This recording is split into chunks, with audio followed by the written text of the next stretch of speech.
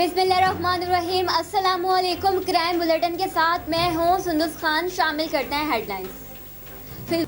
कराची में कोरंगी अल्लाहवाला टाउन में गिरने वाली इमारत का मलबा उठा लिया गया। अफसोसनाक वाक़ये में 4 अफराद की जान गई, 7 जख्मी हो गए। इंतजामिया ने करीब की 2 इमारतों को खाली करा लिया। खवातीन सड़कों पर निकल आईं। खवातीन का एहतिजाज, हुकूमत से पनाहगाह फराहम करने का मुतालबा।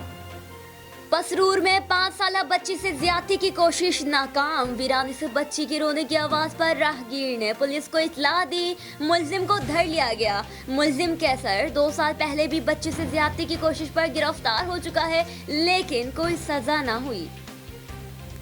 Lodhra district police officer Syed Karar Hussain का जावेद इस्लाम शहीद पुलिस लाइन का दौरा। डीपीओ सैयद करार हुसैन ने पुलिस नौजवानों को साफ सुथरा माहौल फराहम करने के लिए अमली इक़दामात की हिदायत दी और कहा पुलिस लाइन्स, पुलिस स्टेशन और पुलिस चौकियों में ज्यादा से ज्यादा दरख्त लगाए जाएं।